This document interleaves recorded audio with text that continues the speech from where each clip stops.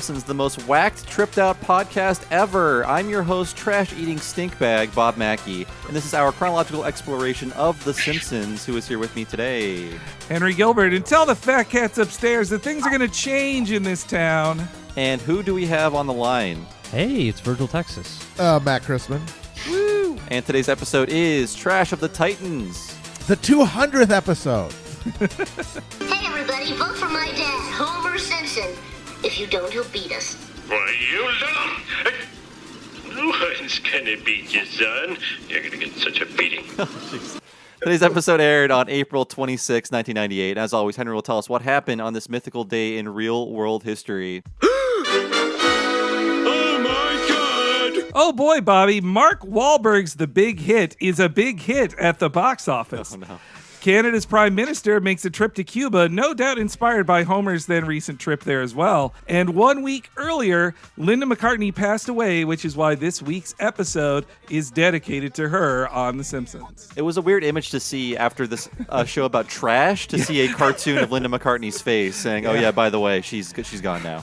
She went to the big dumps in the sky. I'm curious, have there been any guests on the show who died and were not memorialized like that? You know, I think there's a number of them, actually. I don't know if they did a Gary Coleman memorial. I highly doubt that. No. Well, that's me then. Well, so Lawrence Tierney. No, definitely not that No. one. They want to forget so about they're Lawrence just- Tierney. So they're sitting around, I don't know, maybe the writers' room is sitting around deliberating. Well, Gary Coleman. I do actually think Gary Coleman did get one. Yeah. I would actually stake money on that. I can't wait till it's time for them to end an episode by flashing a memorial image of Dan Castellaneta, Harry Shearer. But they're still making the episodes. The show, imagine if the show keeps going on and just the deaths accelerate and episodes just start having here's 5 prior guest stars who have died this week. It's just the show becomes a memento mori. Yeah, I mean, we do have a death jingle. We played it a number of times whenever a guest has died. We play the jingle. Snaring, yeah. Fortunately, nobody on this one, where we will not be playing that death jingle today. What about U2's manager? Oh, is he Old gone? Hattie McDougal, Oh, whatever no. his name is. I don't know what his name is. Paul McGinnis? Yeah. Well, we'll get to him. I'm glad they included him. Yes. But yeah, this is the 200th episode of The Simpsons, and it's the 200th episode of our show. Yes. So we have 2 very special... That checks out. That makes sense. We've done a lot more than that, though, but our 2 special guests today are Virgil, Texas, and Matt Chrisman of the Chapo Trap House podcast. Thanks for coming back to the show. Thanks for having us. Yeah. We are 3 part members of the 3-timer club now. Of remote guests, I think you've broken the record of 3-timers, I think. Okay, so does that mean we get some sort of gift basket or perhaps monogrammed smoking jackets? Who's been on the show more than we have? Oh. I mean, we have friends who are kind of local gets that do more. Like our friend Kat Bailey, she's been on more than you guys. All right, well, then we have to take her out. Yeah, what's her record? Oh, no. Please don't hurt Kat. No, I think it means we're entitled to at least 5% of your Patreon money. Check the fine print in the TOS. Damn those mods. You're breaking up? What? I can't hear you. But yeah, hey, we are super honored to have the Chapo guys back on again, especially you guys are in the middle of a world tour, not unlike you two. Indeed, we are, as we're talking to you, about to travel to the enchanted land of Europe to watch fascism be reborn. Did you hire a potato man? Yeah, he'll be following behind us at all times. We've talked to you guys before about your love of The Simpsons and connection to it, though. Do you recall watching this episode and being there for the milestone 200? Oh, Yeah, yes, yeah. absolutely. I watched this one. This was probably at the peak of my childhood TV obsession was when this episode aired. And as a side note, I want to say The Simpsons have been to all the countries that we're visiting except for Germany. They've never been to Germany? Have they? I mean, I don't know all these later seasons. Well, I know Grandpa Simpson sure has. Oh, yeah. That's an edge case. In his fantasy, Homer visited the land of chocolate, which is kind of Germany. They went to Ireland. They went to the UK with the Tony Blair episode. Terrible episode. And I don't know. We're visiting Amsterdam. We're not doing a show there. I wonder if I want to say they've done Amsterdam. Done a lot of great visual gags in that one. You can imagine. Everyone wearing the clogs. You know, I think it was when they went to Switzerland was the gag about the nude woman who was the crossing guard, I think. That was was Sweden. That was Sweden. All right. When they went, it was a Treehouse of That was Horror. a Treehouse, yeah. Where they go to Sweden to get the Nobel Prize with Jerry Lewis. That's right. Okay, that was the closest my brain could get to them going to Amsterdam in later seasons. That's a very late season thing to do. Hey, let's just meet the celebrity that this character is based on for some reason. Oh God, I'm glad Edward G. Robinson is dead. I mean, I'm sure they loved hanging out with Jerry Lewis that day. I bet he told them they weren't very funny. I'm sure he was a We delight. got all these broads in here. What do they do? Get the coffee? Jerry Lewis probably told them, like, this is the best work you've ever done. This is like season 18 is the golden era. Having me go spelkish in my spoinking. When I was looking up stuff for this, Fox didn't celebrate this as much as they celebrated the 100th. Like the 100th, they got every celebrity they could on camera to wish them a happy 100th episode. Mostly Fox celebrities. Yeah, pretty much. But they didn't do that with 200th. It was weird. Which was the 100th episode? Oh, Sweet Seymour Skinner's Badass Song. Oh, that's a really good one. That's way better than this one. That's a great one. I mean, like this one's still pretty good, but it's not nearly as good as that one. That is one of the best episodes, period. Yeah. If you're a Skinner fan. Oh, absolutely. My theory is they made this. They say on the commentary that they knew this was the 200th when they did the table read of it. So I think they chose this mainly on star power. That's my. Oh God, no! I remember the ads for this, and I remember how hard they were hitting. You too, Steve Martin, 200th Simpsons. And one of you two guys' girlfriends gets a scene. What were some of the other ones this season? Trouble with Trillions, I think. Which you did with Amber. That's right. Yeah. Yeah, I mean, I'm trying to think. Nothing else. I mean, this was still a pretty good season. Nothing. I mean, I guess this does feel like the 200th episode. I mean, it has a song in it. I mean, the song's worth it, not alone. And it's shockingly though, this isn't even a third of the way through Simpsons now. Are they at 700? Oh God! Are we at 700? How shitty are they now? Seriously. So the next Treehouse of Horror will be the 666th. Okay. Wow. And so they just got renewed for 2 more seasons, which will definitely get them over 700. So, well, this is a very political episode of The Simpsons, too, relatively. I mean, You could make some direct comparisons to real life events Yeah. that they did not. Yeah, you could maybe argue that Homer uses certain tactics in his race for trash commissioner that might echo certain events of contemporary American politics. Also, this episode in England, speaking of the jolly old UK, was a controversial one because of the use of wanker. Two wankers in this episode. They wanked it twice. And Hey, they're just lucky that there wasn't a fucking car bomb again. That one they just cut out right, but this one, yeah. In actually, when they replayed it 10 years later, April 15th of 2008, they aired it before 9 p.m. and it offended a number of British people hearing "wanker" at that early of an hour. Wow. See, I just thought that all European television is just nude people at all hours of the day. Well, as long as they're not wanking, or if they don't call it wanking while they do it, maybe that's fine. The UK, where I'm pretty sure the C word is on the national seal. National C word. Well, this episode also is partially inspired by Mike Scully's own father, constantly running for local elections and losing. Never winning. That's a fun hobby. Yeah. I would love to be a local eccentric in a small town who always ran for shit. You kind of get are. to go out there and like meet the community, hang out. It'd be fun. Matt kind of is a local eccentric. Yeah, but it's like I don't have that. I don't have that aura. I really do need to move to a small town and just run for comptroller every year. I don't know. I think that everyone comes to New York to be in a big pond and try to make a name for yourself.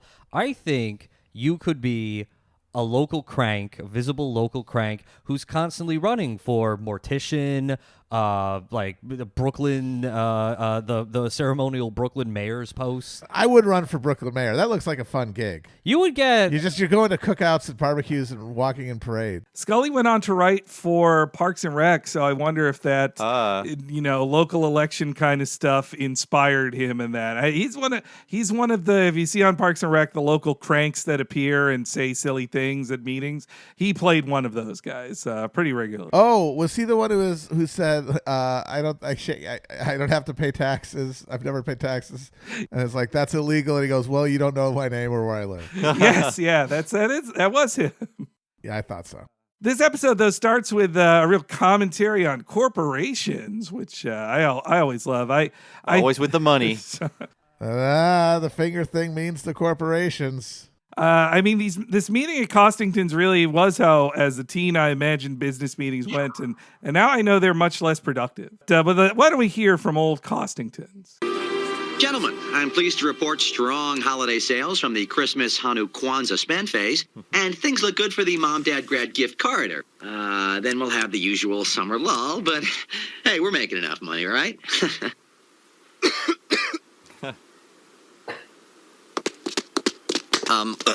Hey. Okay, people. We need to cook up a new holiday for the summer. Something with gifts, cards, assorted gougeables. How about something religious? We had great penetration last spring with Christmas, too. Oh, I know. Spend over, like Passover, but less talk, more presents. Product day? Gift giving. No, it's got to be warm and fuzzy. Something like, Love Day, but not so lame. Happy Love Day, everyone! Come on, Mom. The store's just invented this holiday to make money. Lisa, don't you ruin another Love Day. For you, homie. I'm Sir Loves a Lot, the bear who loves to love. They didn't have Lord Hoggington? It's the same basic bear, homie. I guess. This is the first appearance of Costington's, right? It is, yes. 100 years without a slogan. I think that's the slogan. I love that slogan. I think Costington's, it's more funny than Try and Save. I think they needed a bigger branding company. I would think Costington's is long gone now in this corporation. Much like Gimbals. Yeah, and Dress Barn. All the Dress Barns just shut down. They did. They did. R.I.P. I can't believe the store that implicitly compared women to farm animals went out of business, by the way. Love Day's a good gag. Love Day is one of those things that you can just show up someone a still with Love Day in it, and they're like, oh, I get what this refers to. I know what that means. And I don't know if you were going to play it, but the part where Homer has to step on the doll, and it's he loves it as he's crushing it remorselessly. That's just a perfect summation of so much, corporate powered phony sentiment and how little it actually has purchase in our minds, but we still go along with it. Once you've hugged it once, you've loved it enough, and now it's time to throw it away. I mean, the smash cut to Love Day is great. Like, that's hilarious. Excited Marges. I enjoy the phrase gougeables. Yeah, that should have caught on. And the gift corridor, the gifting corridor, that's great. They still haven't figured out how to properly monetize the summer yet. You know what really feels like Love Day is all the corporate brand Twitter accounts. Oh, yeah. You could just reply to any one of them with just a picture of Love Day. I wish the show had told us what day is Love Day. Then we could celebrate it. We could have ironic appreciation of it that in the Mr. Burns a Post-Electric Play universe becomes a real holiday that people celebrate. They never really tell you when Festivus is, do they? They just say it's around Christmas. Yeah, well, it's around Christmas. Oh, but actually, no, I guess it's supposed to be a replacement for Christmas. Yeah. I was just given a Love Day card for Valentine's Day, and I don't think the card company knew they were referencing The Simpsons. They were just like, what's another fun way to say Valentine? Oh, Love Day. Really? Yeah. Nobody wants to get gifts in the summer. They're too sweaty. And they're usually barely clothed. I think they need to find a way to give gifts on the 4th of July. Like that. Just tie it into that. You give the gift of freedom, baby. Also, the way the guy says, like, we're making enough money, right? And then seemingly dragged away to be killed. I think of that often. I love that. Like, there's no such thing as that. And that's true. That's a core capitalist concept, is that profit must be maximized. It's always with the capitalism. That was my mistake in meetings when we worked at websites. I was like, sustainability is cool, right? Like, that's hilarious. They dragged me away with their eyes. I wasn't physically dragged away. There's a little bit more of the healthy contempt healthy relatable contempt that the writers have for Suits in this that you see in the Itchy and Scratchy Poochie episode. Yeah, especially the guy just pronouncing that it should be Love Day, but it's actually kind of a very Poochie moment of like, good. Call it Love something not so lame. Like the irony of it is, the people this is making fun of will never ever understand it or watch it or realize that it's about them. Mm-hmm. It's or they'll laugh along with it and appear in the show like Rupert Murdoch did. Yeah, I think now if you're on Twitter, there's no shortage of holidays because every day it's a new hashtag. It's like it's National Crouton Day. Yep. Go and eat croutons. Yeah, I always make it a point not to eat the thing that it's the national day of. If I was planning to, I switch my menu. Yeah, that's right. We subscribe to Adbusters. I don't think this show could have imagined things like the Burger King Unhappy Meal stuff. Like Kiss meal. Still the most amazing thing I've ever seen.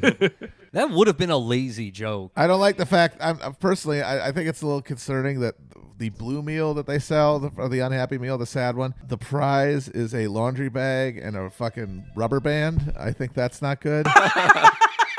I loves a lot. Homer's reaction to it reminds me of when I was a kid and my mom would get like the wrong Batman figure, and she had the reaction of like it's the same basic Batman. She was right. She was right to say that. I prefer the kisses make me boogie-o-lantern. Yes, yeah. Kiss it and make it boogie. I think your mom was wrong, and if the alt-right had existed then, you would have joined it because of that incident. I mean, I was online enough. I feel for the children today who are as online as I was then, but have more Nazis in their face. Incorrect toy purchases that's the origin story of 70% of the alt-right. But the kisses make me boogie-o-lantern. I love that gag because clearly they just took their jack-o'-lanterns out of storage and put lips on it. Hilarious wax lips. Such a great gag. Using replacement for your own lips.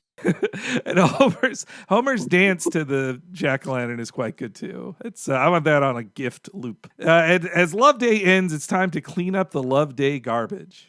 What the hell is this? It's a Kisses Make Me Boogie-O-Lantern. Kiss it and make it boogie. Kiss it. Maybe later. Oh, yeah. Well, we better start our Love Day cleanup. You kids take care of the wrapping paper. I'm going to dismantle Loveland.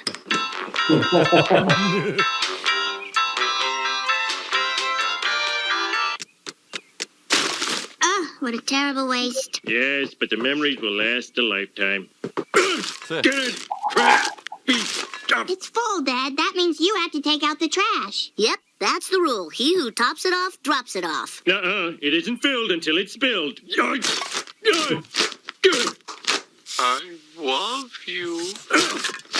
I love you. They cut off his voice perfectly. Yeah. It's almost like he gained sentience. And he Yeah, he just long enough to feel love and then betrayal and then death. And I think Marge spent thousands of dollars on Loveland. She loves Love Day. She loves it. It says she only has so many outlets in her life, Marge does, so she has to put it all into Loveland. The battle over who takes out trash continues to this day in my house. I gotta say that rule.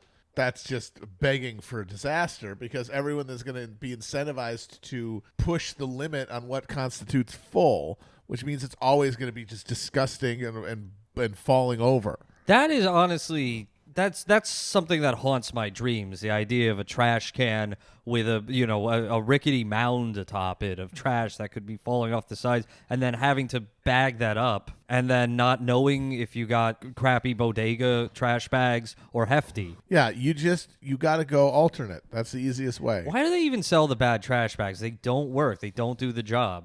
I guess there's still a market for the cheapest trash bags still. That don't work. That don't do the job of a trash bag. It's literally a product that does not work. Well, in this show, they don't even have the twisty thing. When they say you have to tie it off yourself, like I long ago started just using the ones that have the tie off on their own. The drawstring on them? Yeah, the drawstring. Who would get it any other way? That's crazy to me. We live in the future.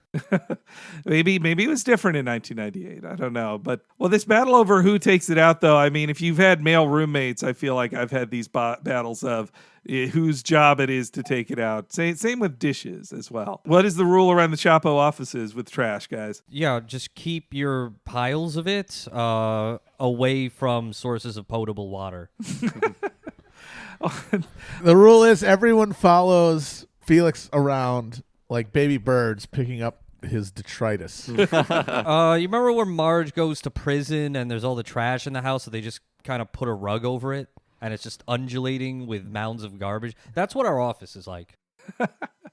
Well, this I think this gave too many people good rules on like tops it off, drops it off, filled till spilled. Like, I'm a big lid garbage can guy. As I get older and more boring, I've been investing in better garbage cans. I've got a real doozy at home.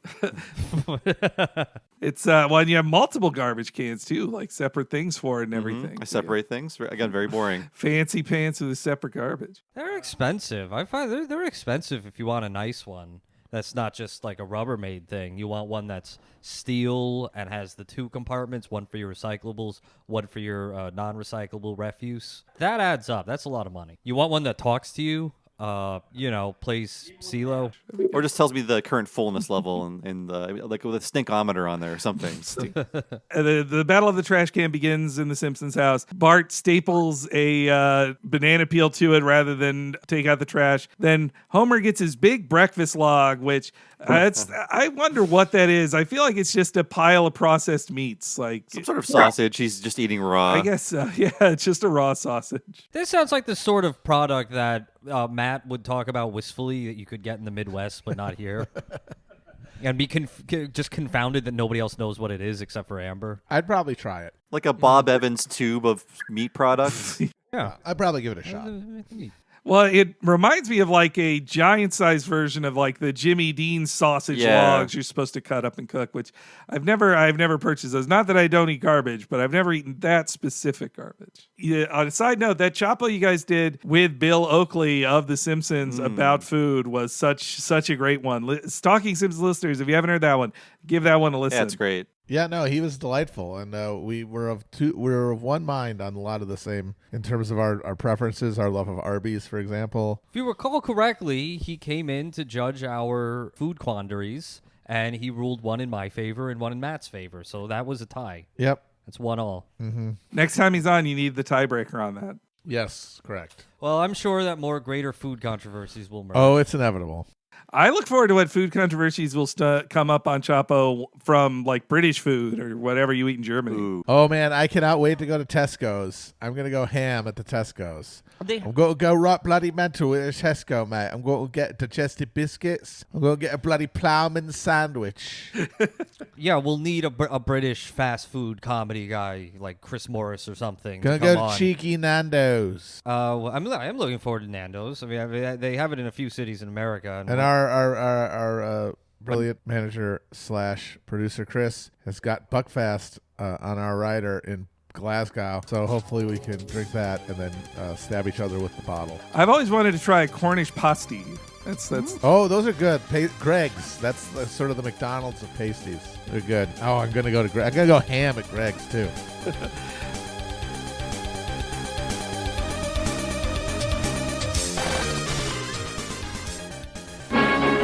The Simpsons will be right back.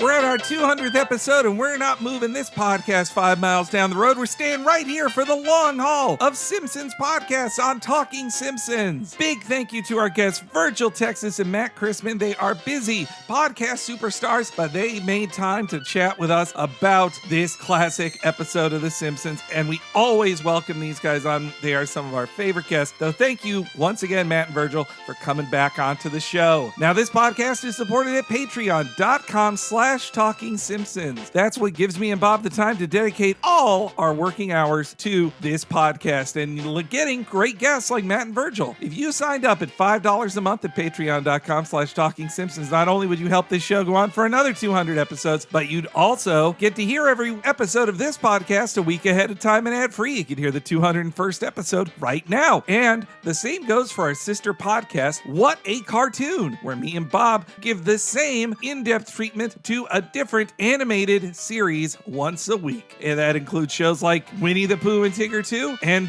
even something super obscure like Thundar the Barbarian. You can hear that and tons more early at patreon.com/Talking Simpsons. Plus, at $5 a month also gets you access to exclusive Patreon podcasts you can only hear there. Our limited series, where me and Bob give the same Talking Simpsons treatment to the entire series of The Critic, the entire first season of Futurama, and the entire first season of King of the Hill. All of that there, and our next mini-series will be available to you in the fall. You'll hear all of those only if you are a $5 and up patron. So please, if you haven't done it yet, come on, it's been 200 episodes. Get on the trolley and sign up today at patreon.com/Talking Simpsons.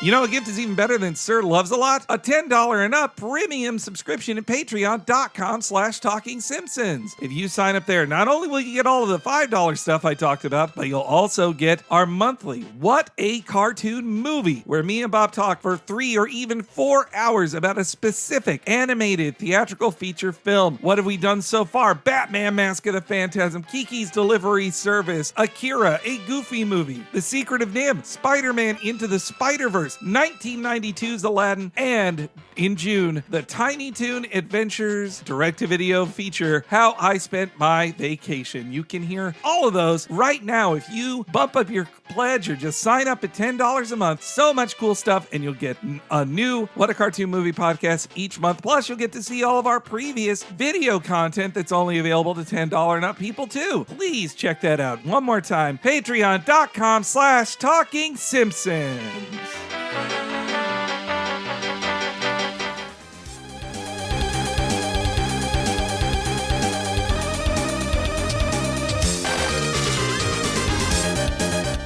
Homer, his breakfast log distracts him too much. He knocks over all the garbage. Marge enforces the rules on him that he heads off to drop off the trash, and he has like this speech to himself, which I think I've given to myself during walks to the garbage can. It's a pre-spree speech. Yes, yeah. But things don't go so well for Homer and the garbage men in this next clip. Ow, stupid trash, rotten, stinky, hate world, revenge soon, take out on everyone. Garbage water! Oh! You're pushing me, baby!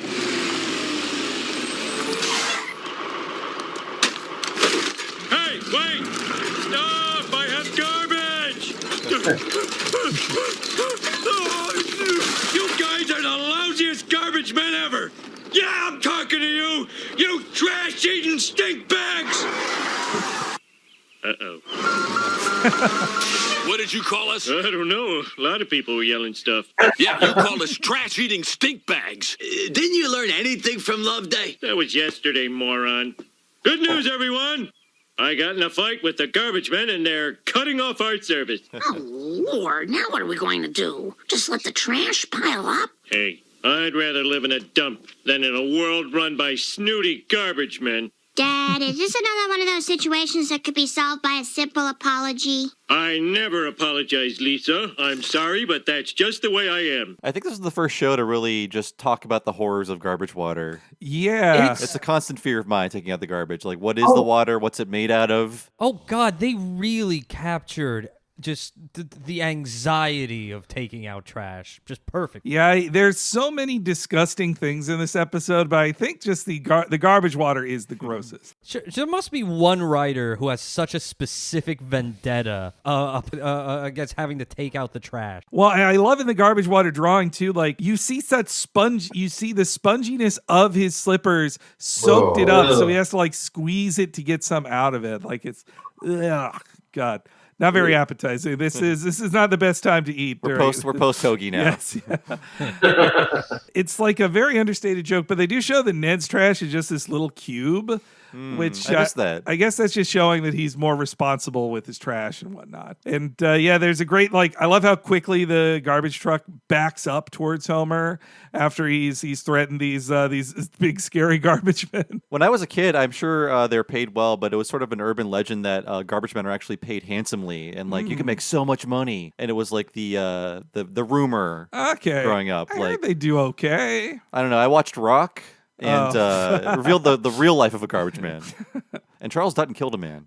He did. This is it's on the records. I feel like I'd read stories, those wonderful, awful stories about like this trash man makes $100,000 a year. Isn't that awful? Type news. Yeah, there was one of those for like a sanitation worker on BART. Yeah, for the that's our train system here. It's like he made six figures because he had been a sanitation worker for like 35 years or something, and it was a shock and horror story. How dare he? He's been picking up your shit for 30 years. He deserves more than that. Yeah, honestly. It's a dangerous job, too. Way more so than fucking cop. Yeah, a lot of sanitation workers die on the job. They are the real. I respect them far more. Yeah. They are the real troops.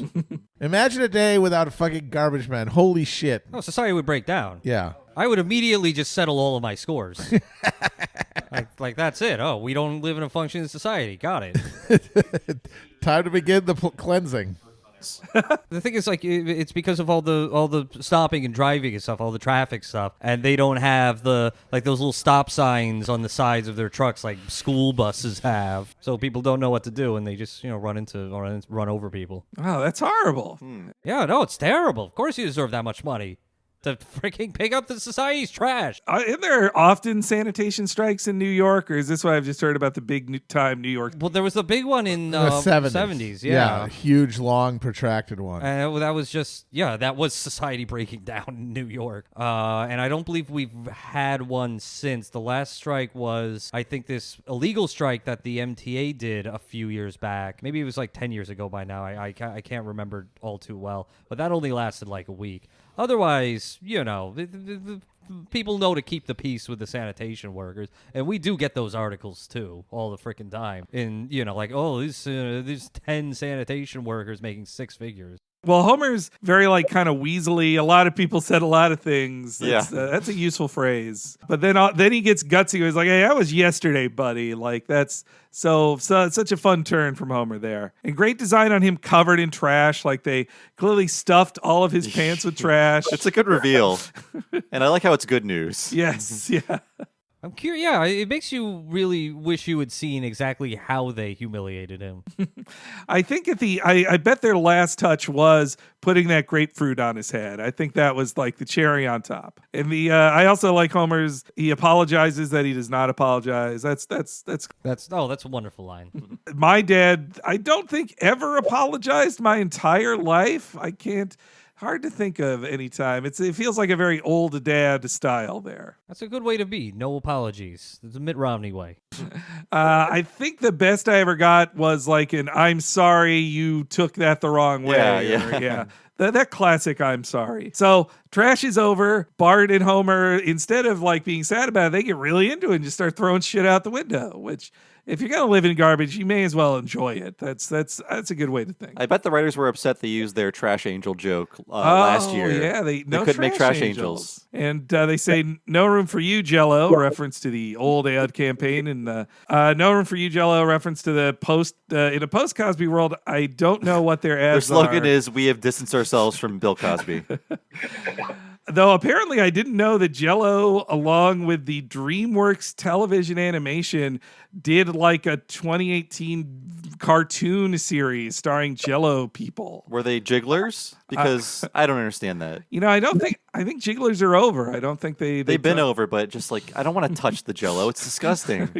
I've never heard of this. This was a full series? I believe it's on Amazon Prime. Let me look this up real quick. And the characters are I think they're piles of Jell-O, I think. Are they in the shape of like a Jell-O mold, or are they more like if a person was built out of Jell-O? I should not have opened this door. It's made from hooves, This sounds... It's not vegetarian. This sounds disturbingly horny.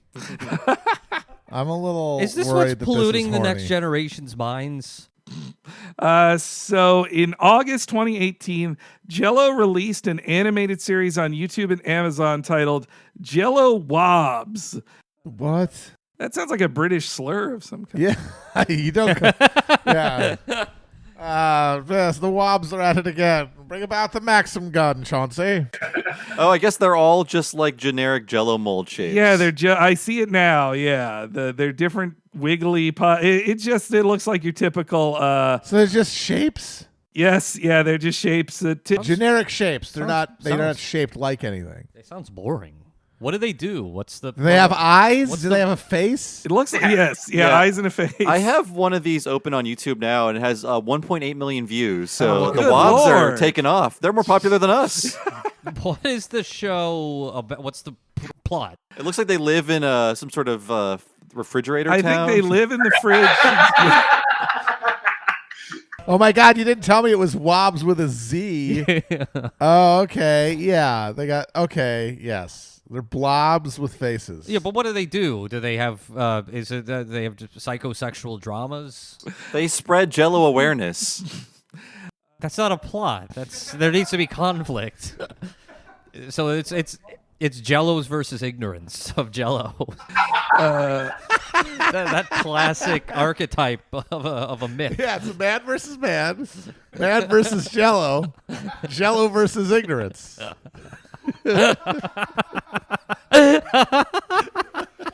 I can read it straight from the press release here if you guys want to hear it. Oh, hit me. The Jello Wobs is comprised of 6 episodes that follow the Wobs, a group of lovable Jello characters cast from humble kitchen objects in their adventures through a fantastical kitchen world. Sounds like Marge's favorite show. The show's protagonist, Bucket, is accidentally brought Why can't he to share his ice cream life cone? when Jello powder gets knocked into a bucket and mixes with a variety of leftover kitchen junk. All right. Ugh. Well, when we stop this podcast, we can start that one. Yes, no, we're gonna do the Wobs episode. Oh yeah, no, you gotta. Apparently, it's in line with a recent toy line that Jello made called Jello Play, designed to engage families and free play or something and fun. So the way they came to life by accidentally being mixed with some chemicals under your sink. Yeah, that feels bad to tell children. Like you're asking for poisoning children now at this point. Okay, fine. They came to life, and now what do? Well, they make a band in one episode, and they create a clubhouse. Okay, that's pretty sick. Looks like a general sitcom hanging out type stuff. All right, well, probably does it. You know, they probably have like this 10-season arc planned out, and you got to get to. It becomes like Game of Thrones by season 4. So anyway, though, they start throwing shit out the window. Then Homer's joy, like Ned comes over to ask them to clean up a little bit, and Homer, me and Bob were talking before this. Homer is so mean in this episode, like meaner than he is in Grimes, the last episode we did with you guys. Yeah, he's mean in that episode, but in a sort of oblivious way. Yeah. In this one, he's just like openly cruel. He dumps garbage on Ned knowingly so. Like he just happily does it. And then we get to also see Diaper Hill, which is... Yeah, that is the grossest thing in the episode. Yeah. Wait until the sun hits Diaper Mountain. Disgusting. I said it before. Matt Groening's busy with Futurama. They're getting away with stuff he would have killed in the writer's room. Bring on the mountain of shit. Exactly. We also get to see Farmer Dan's bacon used to distract a bunch of rats, which I wonder if that's from the same company as the Breakfast Log. It could be. It's Big John's Breakfast Log and Farmer Dan's bacon, but I bet it's the same like Oscar Mayer company. It wasn't really a joke though. A lot of brands in this first act. Yeah, I think the animation on the rats eating the bacon is funny though. I do like that. It's horrifying. And then Homer doesn't. He just says like, "Well, the rats seem happy." Marge gets it really bad in this episode. Again, yeah, like they love torturing her in this season. Like Marge gets it pretty bad all season 9. This is the first, I guess, reference to the cat lady, but not the first appearance because presumably that is the crazy lady that's living in the trash pile that attacked Marge. You know, the cat lady first appeared last episode. That's early right. edition. We're recording these out of order. I'm sorry. But, I mean, it could be a different crazy lady. It could be Mrs. McPherson's trash heap, as Birch Barlow brought up. It could be right. Yes. Homer can't stand the idea of apologizing. Homer, that crazy lady who lives in our trash pile attacked me again. That's not the way she tells it. And the school nurse says Bart has the plague. No, it's like the measles. Good to get it out of the way. Homer, this has gone far enough. Will you please just apologize to the garbage men? Yeah, Dad, you're always telling me and Bart to apologize. Yeah, but I'm always secretly disappointed when you do. Anyway, I think those garbage men are starting to crack. I think you're starting to crack. Apologize for that remark. No way. Attaboy. I love that run. So I was consulting production codes just to see if I was correct. And this episode is the 9th production episode. And Girly Edition is the 15th. So I think this put the Crazy Cat Lady in their minds. Wow, they must have sat on this then in air order just to get it to 200 quite a while then, which... I mean, of everything else in season 9 to make it the 200th, I think I'd go with this one. I think this is at least like the most bombastic. Yeah, it's like this is the most stars, like you said, or the biggest stars. Mm-hmm. Bigger than Ernest. Oh, I forgot to mention, too, they said on the commentary that it was like 4 years separated the airing of this and the 100th episode, like almost perfectly. 1 day, 4 years in 1 day. And during the recording of the commentary, they were doing the table read or something for the 400th episode. Ha. Yeah. I laughed at that. They're like, oh, we hit the halfway point. Like, haha, if you fools on this commentary only knew what I know. Like, Homer doesn't even believe that Marge was attacked by this crazy lady. Who he met and talked to. He trusts her more. Again, Homer's not a great guy in this one. Yeah, no, not so great. So the next morning, Homer he's kind of excited to look at his mountain of trash in the morning. And also somehow he slept through everyone removing his, that's like a days long process of removing all that trash, but whatever. The trash fairies took it away. I mean, that shows you how good the sanitation department is, that they could do that silently in the night. Yeah, Steve Martin runs a tight ship. Surprised they did in the first place. It's not their job to take this idiot's trash. He should have to bring it to the dump himself. Sideshow Mel's right. When later in this episode he says it's excellent because you're only supposed to just pick up, I can't just leave whatever trash I want on the street and the garbage man will pick it up. Yeah, you can't leave an engine block or something. You can't just put it on your lawn and expect them to haul it away. You have to hire someone to do that. I learned that the hard way in my last move.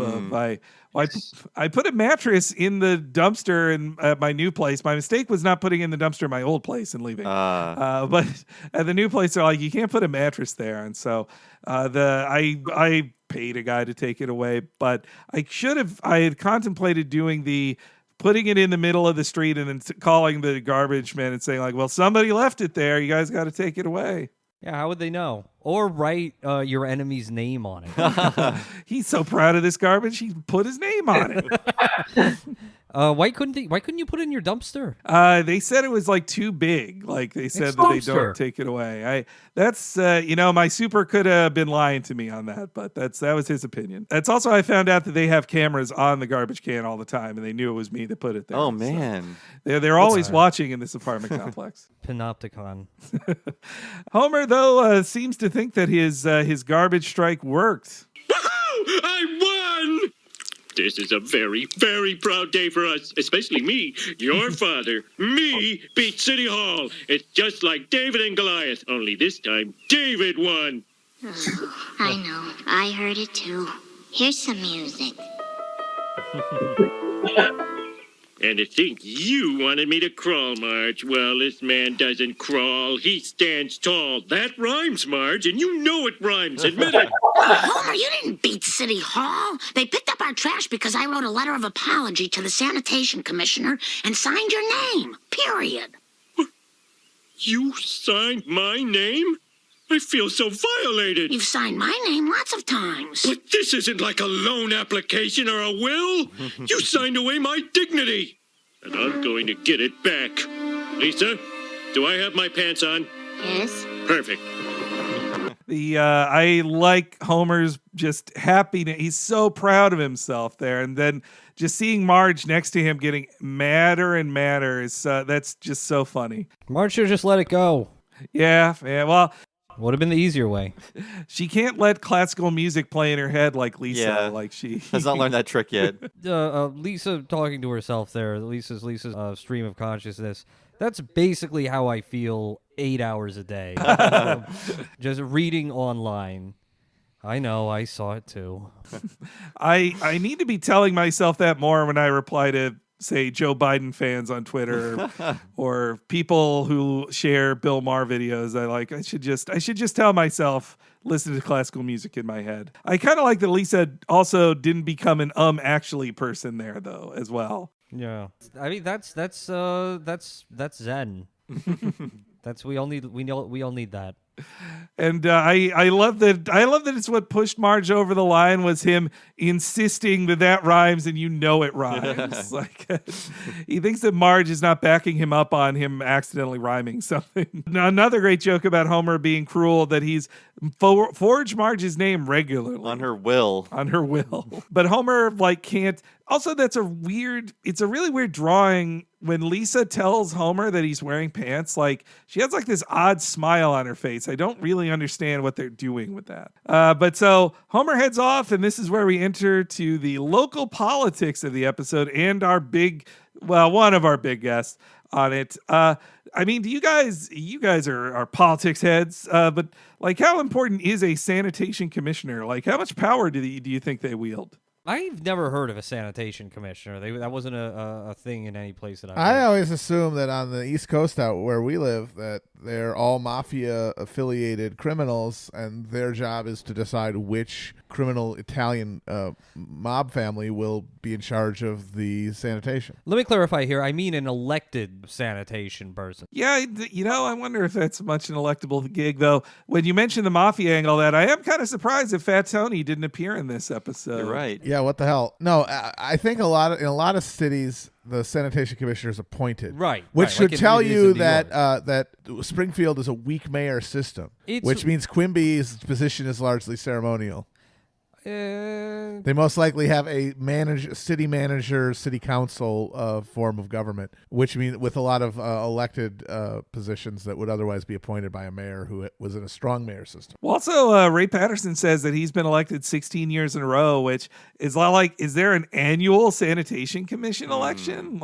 I've heard of some offices like that going every 2 years, but every year is a little unusual. Yeah, it could go every 5 years. I mean, it's a patchwork of laws in this great nation of ours. But otherwise, I always, even as an adult, it still sounds like one of those archaic local things like electing judges, like the county judges or recorder of deeds, coroner. I love recorder of deeds.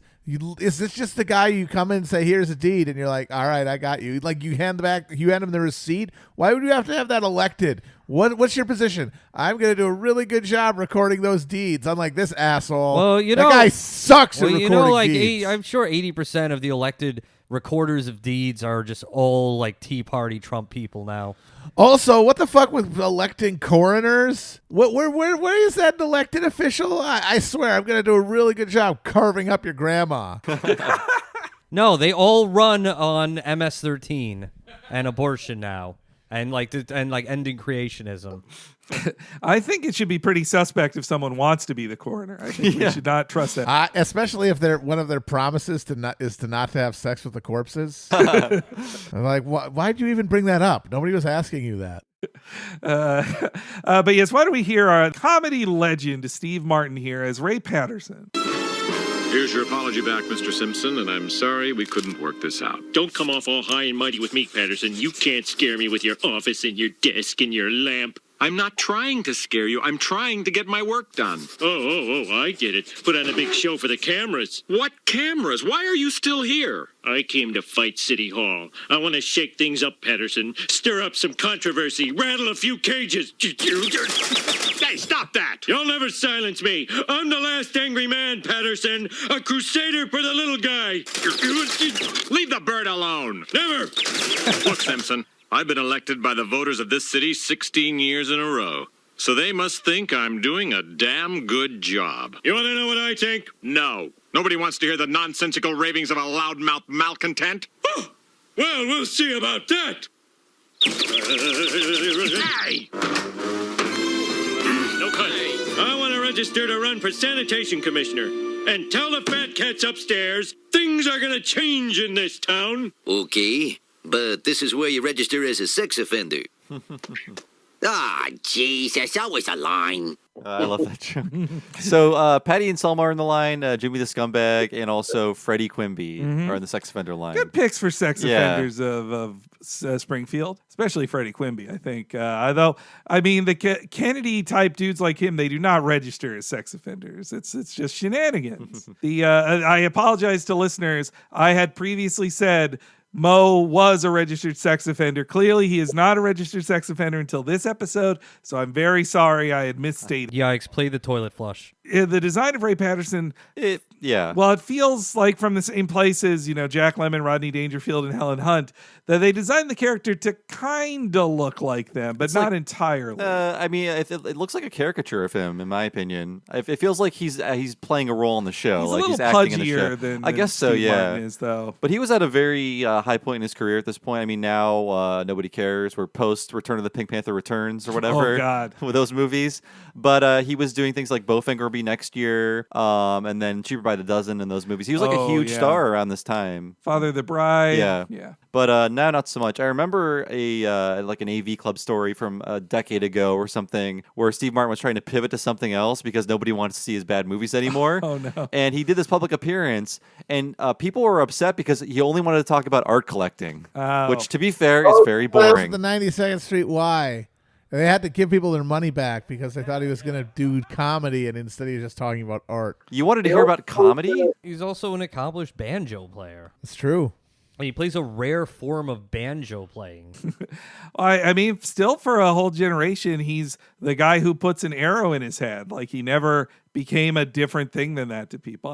The last time I heard about Steve Martin, I think, was when he put out his memoir, that Born Standing Up. Like, that's when he did his WTF and everything. It's a good book. I recommend it.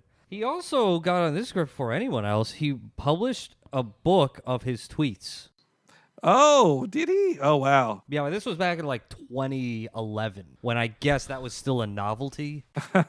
The writers on the show probably cast Steve because, I mean, they were all comedy nerds who grew up during his biggest time as a star. Oh yeah. Well, he was on SNL so much. He posted the first episode of SNL, right? That was George Carlin. Oh, what that was? Well, he posted this third then or something like that. He hosted a ton. Mm-hmm. I think he was the first 5-timer. I think. I believe he was. Yes. And he's seemingly ageless because his hair has been white since he was 20. See, that's the Paul Rudd strategy. Look old when you're young, and then you'll never look old. I think Frank Conniff on MST3K has that same thing. TV's Frank. Yeah. I also remember I really liked him in his guest appearance on 30 Rock. Oh, yeah. Gavin Velour. Yeah, because he's like a Steve Jobs type, and he's playing a very muted Steve Martin at the start, like in his first episode. But by his final appearance, he goes like Steve Martin crazy, and he's playing him as big as he's ever played anybody. You got both flavors of Steve Martin. I miscounted the men, Liz. You know what? The last time I saw him in something was when he did the King Tut song on the 40th anniversary of SNL. Oh yeah. Oh. Well, I remember brother. That. Oh no. That was something.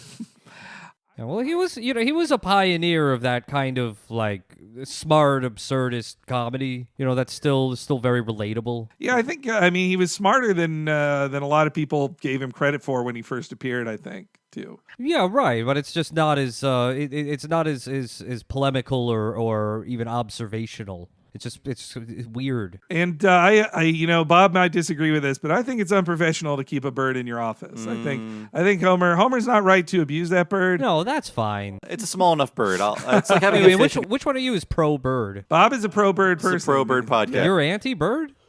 It's fine. It's cute. Bob, I was scared. You probably had some issues with the bird. It was bird safe. abuse here. But birds are the one animal it's okay to abuse because everybody hates birds.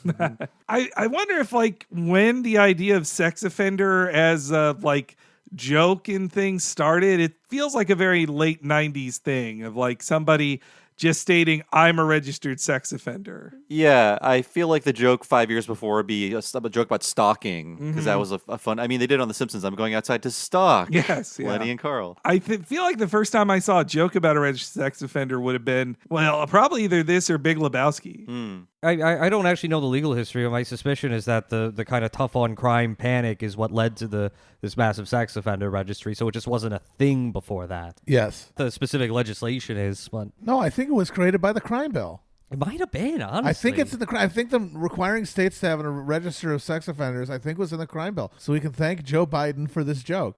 It says, Megan's Law is what started this. Oh, okay. The sex offender registry in 1994. Okay. Yep. Same time frame. Well, that might have been rolled into the crime bill. It's riding on the same wave that Uncle Joe surfed into mass incarceration. So Homer announces he's going to run for Sanitation Commission. The headline subhead of Local Nut at it again. I love that joke. Yeah, I hope that's what I want one day for me to have. I mean, by this point, Homer and The Simpsons should be so famous to Springfield, he should either easily get elected on just fame or never elected because everyone knows him. I would guess the other side. I mean, he was a famous musician 10 years ago, right? That's true. He's a platinum-selling recording artist. And that's when Homer's driving around with Bart. That's when we get the opening line of Homer threatening to beat Bart. He's going to give him such a beating. Like Homer, pounding the pavement. It's kind of fun in like an old school way to see this old style of electioneering, of driving around with the speakers on your car and shaking hands at the local power plant. He's putting in the work. But then after that starts to fail, he kind of takes the, modern Democrat turn of like, he needs celebrity, not pounding the pavement. Oh, well, actually, here's some of Homer's electioneering here. Hey, vote Simpson. Hi, nice to see you. Hey, thanks for coming out. He putting on weight, huh? Lenny, my man. So, Homer, if we vote for you, what are you going to do different? What am I, the answer man? Just vote for me. I don't know Ray Patterson, but he's no Ray Patterson. Yeah, Homer's a great nuclear safety inspector, but I don't know if I trust him with my garbage. That's a peace of mind issue, These old geezers just don't get it. It's time to rock the boat. That's Hillary's campaign in a nutshell. Yep. Yeah. I mean, Homer is Hillary style offended at being asked for platforms. That's for sure. So, ladies and gentlemen, Beyonce. Or like Mayor Pete, very, very anti-platforms in Homer's case. Well, yeah, so he goes for celebrity instead, but they didn't have Beyonce then, so instead he turns to U2 for it, which I think that's a good choice because, Bono was very much like a rocker who cared type thing. I mean, he did like, charity and whatnot, AIDS crisis is like not as explicitly political as say, I don't know, Jello Biafra, I guess, but he was a political rock star. And this whole scene is meant to depict their Pop Mart tour. Yes, down to just the way they perform, what they dressed in, the TVs behind them and everything. I don't know if anyone has been to this. Maybe you can let us know in the audience if this is accurate or not, but yeah. They had to be rich to attend that then. Yeah, not our listeners. I remember that being a big deal because it was an incredibly involved and expensive stage show. Yeah, they did that one. They did like a TV-based one right before it. And then this one, like... Wasn't that the lemon one first? Yeah, with them and the giant lemon. Yeah, and then they did the Pop Mart, and there was supposed to be... And it was like in conjunction with Kmart or something. Yeah. And it was like, oh, we're doing the first corporate rock crossover, but it's also very self-aware. Oh, yes, we're selling out in quotation marks. I was talking with Henry before the show, and U2 is one of the biggest rock bands that ever existed. But until he jogged my memory, the only song I can think of is the one on the Batman Forever soundtrack. And that's because Weird Al does a parody of it. Baby. Kill me, also. The only song I really know is Sunday Bloody Sunday. I know that Uno, Dos, Tres, Catortos song. Oh, yeah. It's amazing. At this time, they were the biggest band in the world. They were the biggest touring band in the world. And then, like 10 years later, they've tried to put a YouTube album on people's iPhones, and they lost their shit. Remember that? It came preloaded, and they're like, get this the fuck off of my fucking phone. I don't know what the U2 constituency is. I've never met anyone who has spoken positively about U2. Older Generation Xers, I would say. Yeah.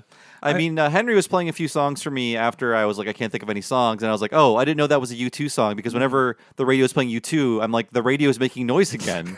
I don't think of U2. Well, Scott Huckerman and Adam Scott had that You Talking U2 to Me podcast. I think those guys, they're speaking to the demographic that is U2 fans and still cares to this day. Yeah, I guess we're 10 years too young for... I mean, I knew their song. Their last big hit was that Uno Dos Tres, or their song Beautiful Day. That was like... Feels like a very right before 9. Beautiful Day, I think, was their last big hit single, right? Yeah. Oh, yeah. I'm looking at my iTunes right now. Songs of Innocence is on there as one of the albums I've quote-unquote purchased. Hey, this is producer Chris in the room with Matt And Virgil, I just want to say that the song you're thinking of is Vertigo. That was probably their last big hit. But I also want to say, if anybody has any questions, I've been to a U2 concert in the last calendar year. Okay, what's the demographic? I mean, yeah, older boomers. Okay. Or older is X. Or older X-Gen. But, they were the most popular band in the world for a solid decade. Yeah.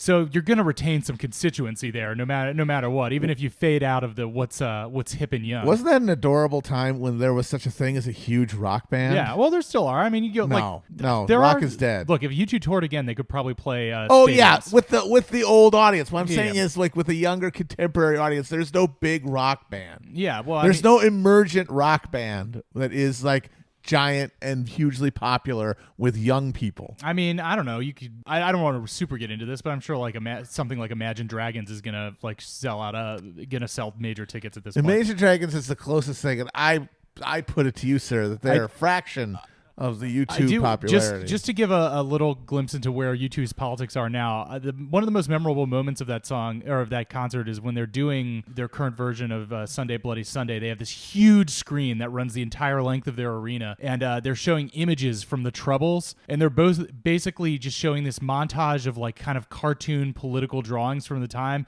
and basically doing violence on both sides for the Troubles. It's like the atrocities on either side. And I'm just come on, Bono. Remember, Bono is a filthy prot. He famously, in the early 90s, he was in San Francisco for a concert, and someone was waving a flag that said SF, and he thought it was for Sinn Féin, and he started yelling at them for trivializing the violence. And it's like, no, you're in San Francisco. Is he a DUP guy? I think he's a both sides guy. Do people insist on sitting in their chairs like Otto does at this U2 show you went to? We were all standing. We were in the back. I believe we actually, if I remember correctly, it was this show that I was at where some guys behind us were like, "Hey, you're blocking our view. We paid good money to be." So yes, I think that they basically did the same thing and got mad at us for standing during the rock concert in front of them, which is perhaps one of my least favorite concert behaviors. Well, I was trying to see where rock is at right now with the young people.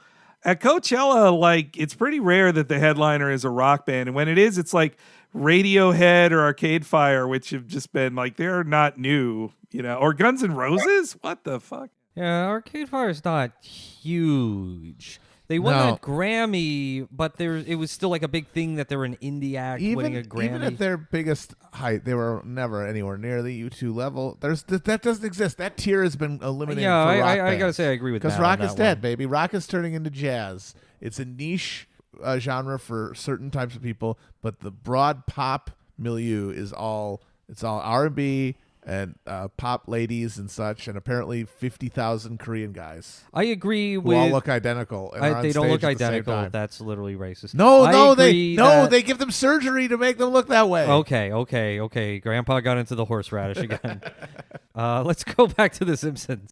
They also spent a lot of money to get Pride on stage too. Like, they paid for that song. Like, that's maybe that was why they got U2, because they're like, we'll pay for the music licensing rights to get that song. And the woman in one of the scenes with Homer, who he calls Kojak. Yes. That was I believe, a record executive that later would date one of them. Yeah, and they were dating at the time. I could not find one picture of her with a shaved head, so it feels like they froze her in like one specific point in time in her life, like one haircut, and then that was it. Like sort of how Billy Corgan has hair on The Simpsons. His one appearance, it's like, oh, he had hair once. That's right. Oh God! What if you go in and they're like, okay, we're gonna make you into a Simpsons character, and you have to be like, I don't normally look like this. Please don't draw up. No, this is just for today. Oh fuck. Now they can just pull up an old picture, but then I guess they didn't have one available with them. But well, I mean, they'd have like promotional headshots, but I guess the manager wouldn't. Yeah. Well, yeah. So that's principal manager Paul McMcGinnis as the bald guy rejecting the potato man. And they have Susie Smith. That's Kojak there. Whoa. Can I help you? Potato Man. Where the hell have you been?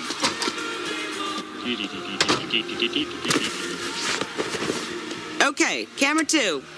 Excuse me. This is a restricted area. Take a hike, Kojak. One man he resists. Hello, Springfield. And me, Homer. What the bloody hell? Quiet, you. I know you youngsters want to see these rockin' rockers, but I also know you care about the race for Sanitation Commissioner. So let me give you the 911. And they got all of you two except for Larry Mellon Jr., the drummer. He was not present, so that's why he doesn't say anything. And why, like in the last scene of the episode, he's asleep. And while the insistence of having Paul McGinnis there too reminds me of when Aerosmith's manager was just hanging around in Flaming Rose. Yeah. Yeah, just like it's weird that we meet two of their friends first. Yeah. And then you two. You know, the Irish jokes of the Potato Man, it does remind me that our previous Irish guests, they were totally cool. They love all the Irish stereotype jokes in there. And they speak for Ireland. So so Homer comes on stage. He just jumps onto the stage, takes over the video monitors too in a very like powerful move. And when Bono gives him the chance to give a speech, not only to Adam Clayton and Larry Mullen leave with the edge to not have to hear Bono give a bullshit speech again, then Homer has nothing to present other than dancing, which did really remind me of Hillary Clinton on Ellen, I have to say. The crowd did not like the monkey. No, he should have dabbed. Obama did some dances on the Ellen Show, and he won, so, not a bad strategy. Hold on, people. The man's talking about waste management. That affects the whole damn planet. Oh, here we go. What do you say we slip out to Moe's for a pint? Can I come? No. Wankers. Now, Homer. I hear Ray Patterson is a fine public servant. Why should the people of Springfield... Why should they vote for you? That's a good question, Bono. 'Cause I'd be the most whack, tripped out sanitation commissioner ever! Can you dig it?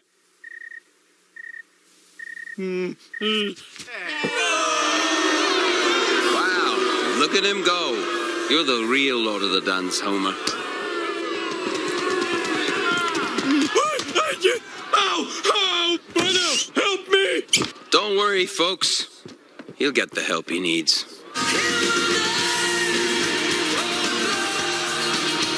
So Homer gets escorted off stage and beaten as well to the getting all the help he needs. I love that. It's a great visual. I love that. Yeah. I was sad when they went to the next scene. He wasn't horribly beaten. But in the next scene, though, Homer comes across a slogan with Moe. I just love in this bit here, Homer is all over the place as he's coming up with his slogan. My campaign is a disaster, Mo. I hate the public so much. If only they'd elect me, I'd make them pay. Oh, Mo, how do I make them like me? Gee, you're kind of all over the place there, Homer. You need to focus here. You gotta think hard and come up with a slogan that appeals to all the lazy slobs out there. Oh, no. Can't someone else do it? Can't someone else do it? That's perfect. It is? Yeah. Now get out there and spread that message to the people. Woohoo! Whoa, hey, you didn't pay for the beer. Can't someone else do it? Very good. Seriously, give me the money. So they do the cute sitcom scene, and then Moe pulls a shotgun on him. That's I got very Joe Biden talking to his advisors vibes from that scene. He wants them to like him. He can't. I mean, Joe Biden seems all over the place. So Homer's platform, the hack thing to do is point out that this is similar to Make America Great Again. But there were in 2016, 2015, there were a million news stories on like the Simpsons predict the Trump campaign. So this is not a new thought. I mean, his populist message through a very clear slogan, like it's easy to make the MAGA comparison for sure. Yeah, but Homer is also promoting socialized garbage care. Yeah, that's true. He wants bigger government like that. That way, it kind of reminds me of Bernie because they're both the same. They're two sides of the same coin, Trump and Bernie. I've always thought. Well, the right leveled that charge against Obama too. That he's just a slogan. So. Not that common. Well, and also that like Homer, Obama promised free stuff. People just want stuff, and he promises it to you, as Bill O'Reilly racistly said one time. George F. Will probably had a field day with this episode. I really actually wonder if a conservative commentator, I'm sure at least one did, wrote a hand-wringing essay about this. In 98, I wonder if those guys were as invested in the culture war like that to comment on everything like they do now. I wonder. There's nothing else going on. It was the end of history. Yeah. A lot of them were just watching TV and getting mad at it. And so Homer is, can't someone else do a thing? Catches on big time. The guy with the snotty tissue in his giant nose, like that. I love that guy's design. He will never come back. The closest to Trump's racism is him saying that's not even Mexico, as using. This is a good speech. You have that clip of just that. Yeah, let's hear that one. But aren't you tired of waking up early and dragging the garbage to the curb? Yeah, that's so annoying in the morning. Aren't you tired of having to peel that last snotty Kleenex from the bottom of your wastebasket? I'll say. Well then, can't someone else do it? And can't someone else scoop out that nasty kitty litter? Well, Ray Patterson thinks you should do it. Animals are crapping in our houses, and we're picking it up. Did we lose a war? That's not America. That's not even Mexico. Don't you deserve better than the best? Who should handle all your dirty jobs? Second time we've heard the chant "someone else" in The Simpsons. Oh yeah, I'm someone else. He's right. Deferring responsibility like that is very popular in Springfield. I borrow the slogan, "Did we lose a war?" whenever there's a minor injustice in my life. Yeah. No, that's a good pitch. I relate to it. And the answer is yes, like 7 of them. In a row. I heard mission accomplished on all those wars. I think we did it. I think it worked. Yeah, then Homer has got a populist groundswell of support here, which he takes straight into the debates with Ray Patterson, which everyone's laughing at. This did remind me a lot of Trump versus Rubio and Jeb. It really did. I'm sorry my opponent didn't think enough of you to show up for this debate. I'm sure he had more important things to do.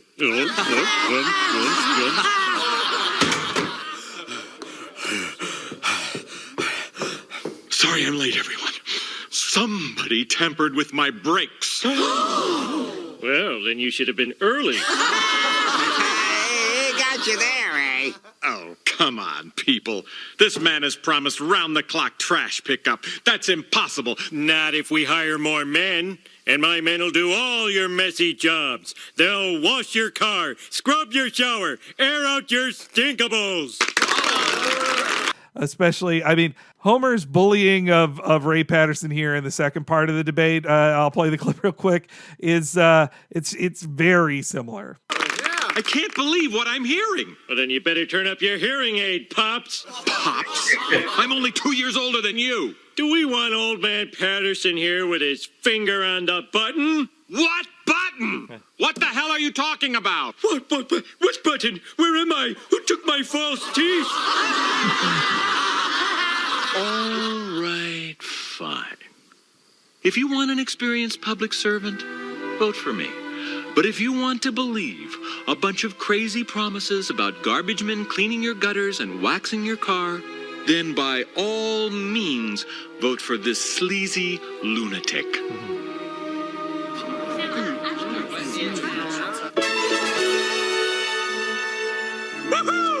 Aren't you gonna buy it, Dad? 50 cents?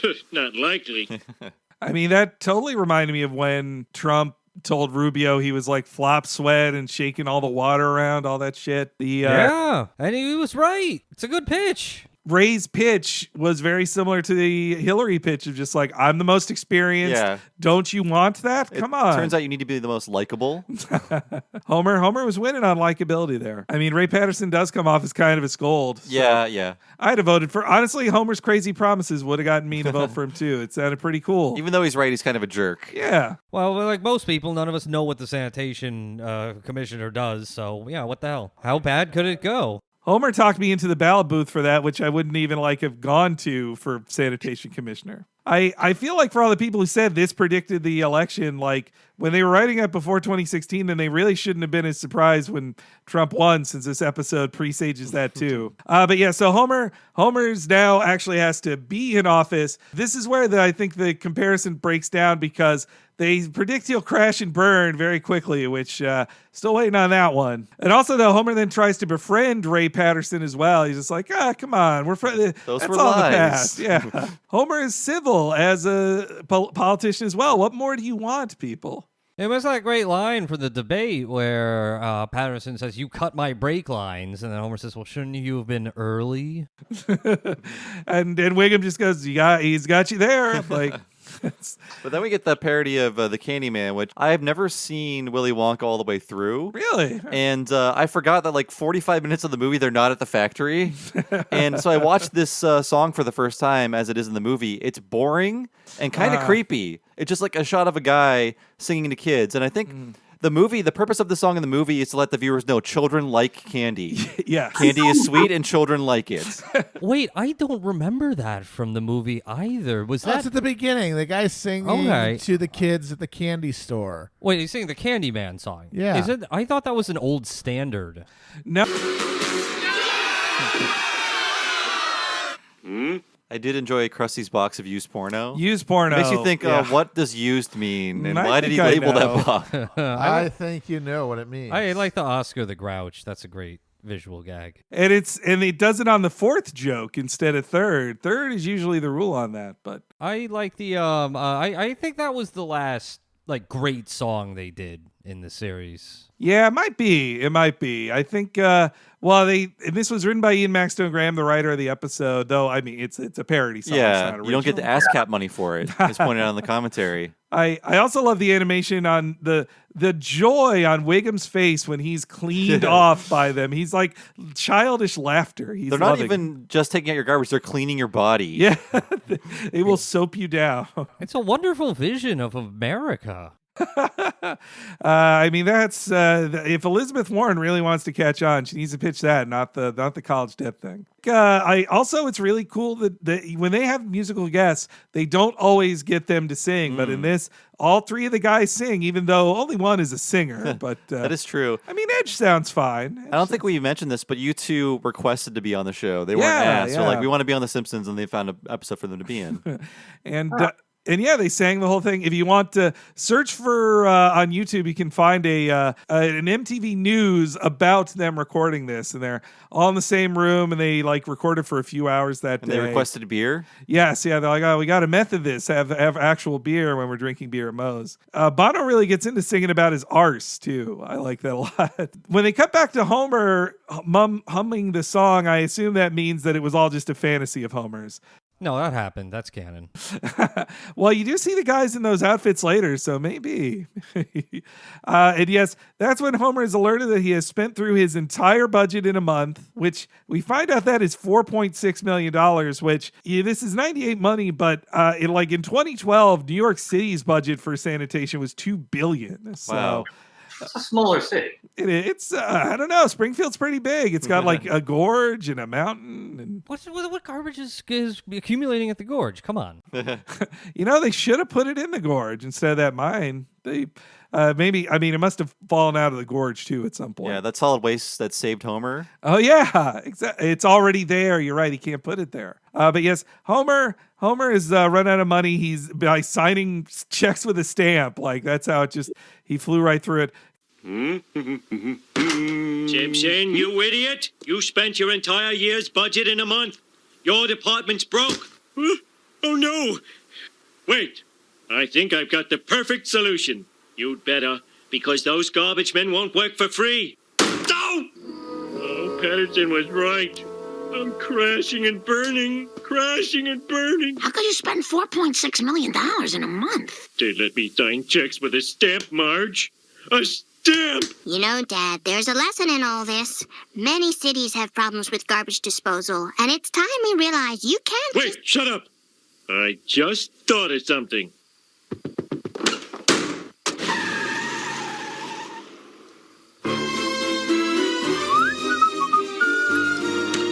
Morning, boys. Where's our paychecks, you bum? My My men ain't working another minute till we get paid. Will cash be okay? Will it? Did I hear a briefcase opening?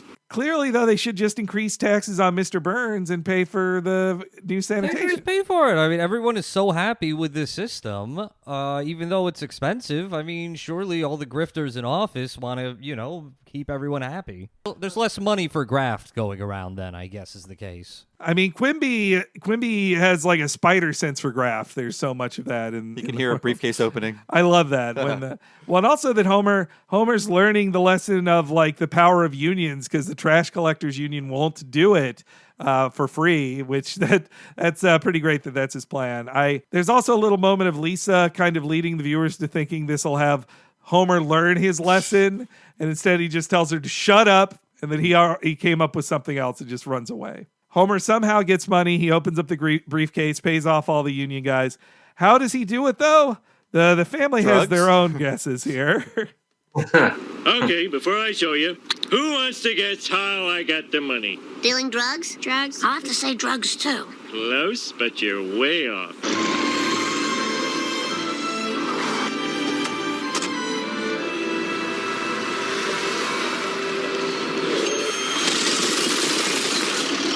Look at that beautiful garbage. Other cities don't want it, so they pay me to dump it in this old abandoned mine. That's awful. I almost wish it were drugs. Some of it is.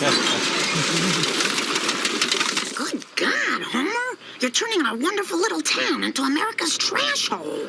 Marge, ixnay on the ash hole tray. But, Dad, you can't cram garbage under Springfield forever. Sure I can, honey kitten. They really got away with the line ash hole. hole. Yeah. And that's also when we get the vision of Loves a Lot covered in hypodermic needles, too. Yeah, just being pushed into the camera. a lot of little callbacks. Yeah, it's by the time you see Loves a Lot in this, I had forgotten this all started on Love Day. Love Day, yeah. and this does really happen. Cities ship their garbage all around. More, I think they do it more to China now. Which Homer's using a real SimCity strategy on this. You buy garbage from other towns. Oh, yeah. This is a very real statement, though. I guess clearly everything's fine because we just did it and there's no problems. Like I never have to hear about them. So Springfield is now on a raft of garbage, which reminded me of when I worked at an office complex in South San Francisco that didn't exist until years ago when they just built it on piles of trash. Garbage island. It is a garbage island. And so Homer is celebrating with Quimby, and that's when the garbage just starts popping out of the ground. I like the sound effect on the lump of garbage popping out of the golf course is so good. It brings the Flanders rabbit back to life, seemingly. Oh my God, that's one of the grossest things too. That dead bunny popping out of the ground, just ugh. Although we are treated to the term stink bone. Yes, Cletus thinks he broke his stink bone. The garbage pops him out of his outhouse, and it says, "I'm guessing that means his anus is his." Yeah. Sure. And also the bit of Quimby looking at all the garbage and then turning around and Homer's driven away is so goddamn funny too. Just the beat of that, like the beat to that scene.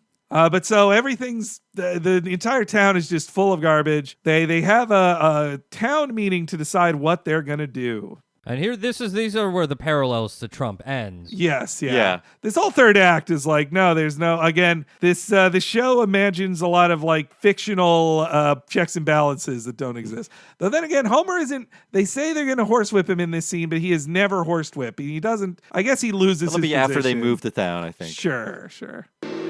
Aye. And all those opposed to horsewhipping Homer Simpson? Nay. And now, all in favor of reinstating Ray Patterson? Yeah!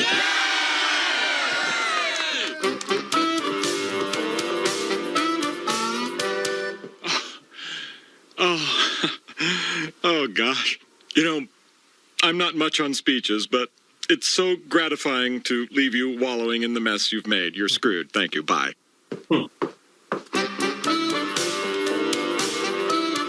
He's right. He ain't much on speeches. Now, people, we are far from screwed. And the garbage explodes out of the podium, which is really great. So that's like the 17th time they've done that Red Fox joke on the show. I think it's maybe the second this season, but this is the most specific to that event where Red Fox is playing in Vegas or something. They play him in with the Sanford and Son theme. He sees the audience. He's like, I'm not playing for this shit because there's nobody in the audience. Yeah. And then they play him off with the same thing because they had no idea what to do. It's just like, I'll play him off, I guess. So he was on stage for a total of like 5 minutes. He's like, I'm not doing this shit. Like 5 seconds, actually. Red Fox should have standards. He should. I agree with Red absolutely. Fox. Also, a great callback for this being the 200th episode. He's played on by the Larry Davis Experience. The season, really like season 1 through 5 band kind of from Some Enchanted Evening. So like the first production episode. They go all the way back to the first production episode, the Babysitter Bandit episode. They're the ones playing the mambo as Homer and Marge are dancing. It's also a great gag of just cutting into and then you find out what everyone was voting on. Yeah. I like the way that's constructed. But I feel like Hillary imagines she's going to give that speech someday that Ray Patterson gave. Hopefully. I mean, if things, start to go south. I mean, it's only a few days. We got to wait for the Supreme Court to install her as president. I'm sure that's going to happen. So after the explosion of garbage, Quimby is kind of left with like clownish makeup on his face of like green lipstick almost around him as he then presents Plan B, which this is our final clip here of what Plan B entails. The time for panic has come. We must move forward and turn to the town's all-purpose contingency plan. You mean Plan B? Yes, B. I can't believe it's come to this. Come to what? Moving the whole town 5 miles down the road. It's crazy. Yeah, it's something, all right. So we transplant the town. We're just going to trash the new Springfield, too. Yeah, but what are you going to do? If you need me, I'll be at Moe's. Hi, Mo. Hey, Homer.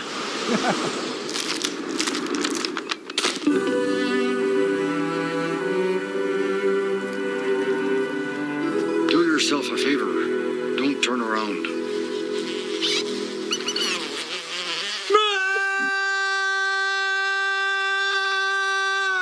I told you not to turn around. There you have it, the very typical late season ending. I wonder if Elon Musk and Jeff Bezos had an inspiration watching this and thinking, now I know what we're going to do. Let's get those Mars colonies going, folks. Let's move to a planet 5 miles over. I think they partially made this ending so implausible to just annoy nerds on the internet because it did annoy me. I was like, well, if they're 5 miles down the road, none of this makes sense anymore. Yeah. But they're not. It's fine. Yeah, it's. I mean, if for Super Simpsons nerds, this is kind of a marker of, well, real Springfield is officially dead now. Every story that takes place is not in real Springfield after this one. That's all under a pile of garbage in the middle of nowhere. Like, they do get a good callback to this joke in, I think, a couple seasons when they blow up Monty Burns's casino. Oh, yeah. And then Homer... Like, they say, well, why did we move it 5 miles down the road anyway? And then Homer goes, well, I got a funny story about that. And then they're interrupted. Yeah.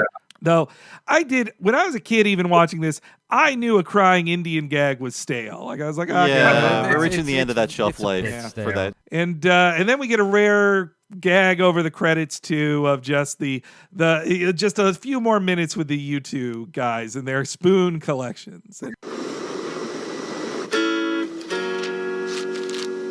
Look, guys, I got a Springfield spoon for my spoon collection. Oh, here we go. How many spoons have you got now, Adam? 9. If I didn't have my spoons, I'd go insane. Can I see it? My spoon. Oh. Winkers. A rare Mr. Burns U2 interaction. Yes, yeah. That could have been any character, I think. Is the joke that they're like on the Concorde together and only Burns could afford it? Maybe. Yeah, that makes sense. I don't think it's a Concorde from the external shot, though. Not that I recall. Yeah, it's true. I don't think so. Will this inspire you guys to collect spoons all around Europe? I have never collected a spoon. I don't understand what that's about. I always just think of that Kids in the Hall sketch about the aliens collect spoons and how it's evidence that they're boring. So that always made me think of spoon collection as lame. So no, thank you. Who's collecting? Wait, there are spoons for various municipalities? Well, yeah, I've been to like, the Stuckey's type thing, and they have like a spoon, but it's not a plain spoon like Adam Clayton has here. It's like a spoon with like a little medallion in the middle that's like St. Louis, the spoon. Or the handle will be painted with like a scene on it or something. Yeah. Well, do you put them in your drawer and use them for spooning up stuff? I think you hang them up somewhere. Yeah, I think What? No, they should be a useful object. Like you buy a keychain, key ring, you put your keys on it. But then you worry you're going to destroy it through use, and then you've lost your keepsake. Not if it's well constructed. I don't know. I'm getting real aggravated now. It's getting well, fortunately, too we're much. at the end of the episode, so. Oh, jeez, we got a lot to think about here. This was a really fun 200th episode. This was better than I remember. I just wish Homer wasn't such an asshole in it. That's the one. Yeah, this is definitely jerk-ass Homer in full effect. I kind of like him when he's a jerk. It was the jokes mostly landed of him being a jerk. When he's rattling the birdcage, that's great. Any last thoughts on the episode? I guess, maybe if he's going to be such a jerk, then the third act should have his downfall be even bigger than that. But, despite the late season type, screw it, we'll press a button and instead of writing an ending, it's still a good epispisode. If only we'd seen Homer whipped, then that should be the ending, just his whipping. Getting whipped over the credits. Just whipping over the end credits. That little button with Mr. Burns, I don't know, it's just nice and how... It's nice. It's a nice comedy for the nice folks. That offended all those starch shirts in England when they played. They couldn't take it. Yeah, I wonder what's been going on over there in the past few years that might point to some decline in incivility that they can point to this episode as being responsible for. Everyone who heard Wanker is in 1998 as a kid is now a follower of Tommy Robinson. Yeah. It could be true. Well, I guess you guys, we'll do our plugs off the air with you guys, but did you want to have anything in particular to plug? European tour? Should we tell them? Well, when's this coming out? A few weeks, mid-June. Mid-June, too late. Nah, too late. Yeah, we don't have anything. I just want to plug having fun with your friends all summer long. Yeah, that's fun. Everyone do it. Well, I mean, they could read, what's really fun in the summer is to read the Chapo Guide to Revolution. That's true. Oh, that is a good book, a hardcover book that's available at fine booksellers and fine libraries nationwide, worldwide, in fact. I forgot, we should have introduced you guys as New York Times bestseller. Oh, that's right. You'll get used to it in time. So, head out to the beach with your pals, bring a cooler full of frosty, cold copies of the Chapo Guide to Revolution, hurl them into the ocean, just huck them in there, just for fun. A sail's a sail. All right, well, thank you guys so much. We'll let you go. Thank you. Thanks for having us. Always a pleasure. So thanks again to Virgil Texas and Matt Christman. Their podcast is amazing. We're always happy to have them on. It's their third appearance. And this is our 200th episode. We made it to 200 episodes. Isn't that great? It's amazing. Yeah. That's a lot of podcasts. As I said earlier, we've done way more than that. Yes. If you include What a Cartoon, all the specials, all the wrap-ups, all the community interviews. podcasts. Yeah. So, I mean, I'm getting